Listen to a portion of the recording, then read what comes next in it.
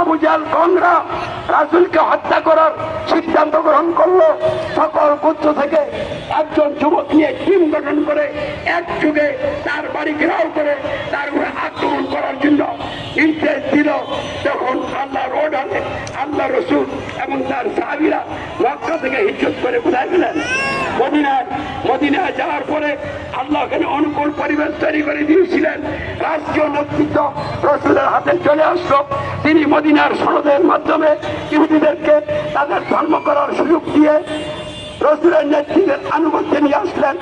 ইসলামী রাষ্ট্রের ভিত্তি প্রতিষ্ঠা হয়ে গেল। বুঝাচ্ছি কিনা?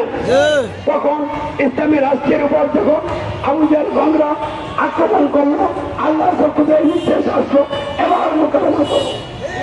তাহলে রাষ্ট্র নেতৃত্ব আসার আগে আল্লাহ রসুলকে আল্লাহ শাসক অর্ডার দেন নাই, রাষ্ট্র নেতৃত্ব আসার পরে দিয়েছে। তাহলে এখন তারা কিতাবের মাধ্যমে অর্থাৎ সন্ত্রাসের মাধ্যমে রাষ্ট্রীয় ক্ষমতা যেতে চান। আপনারা কি কোথাও রাষ্ট্রীয় ক্ষমতা আছেন? যারা রাষ্ট্রীয় ক্ষমতা না আসে পাবলিক আপনারা এমন অবস্থায় সশস্ত্র করে যে অর্ডারটা দিবেন, এই অর্ডারটা দেওয়ার কি আপনাদের কোনো অধিকার আছে? তাহলে অধিকার নাই, সেই কাজ করছে। আমি জিজ্ঞাসা করতে চাই, এই কুহুরি রাষ্ট্রে ইসলামী রাষ্ট্র না করে চোরের হাত কাটা যাবে?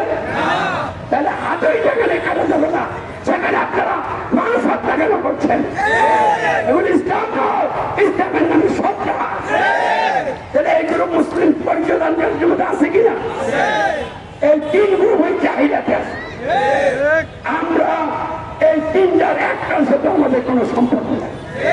সম্পর্ক আছে তাদের সম্পর্ক।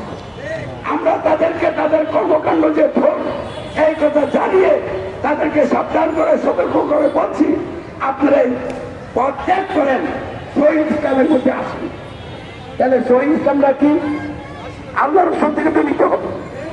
যখন সমাজের রাষ্ট্রে ইসলাম প্রতিষ্ঠিত থাকে না, ইসলাম বিরোধী মতবাদ জায়গা প্রতিষ্ঠিত থাকে, এমন অবস্থায়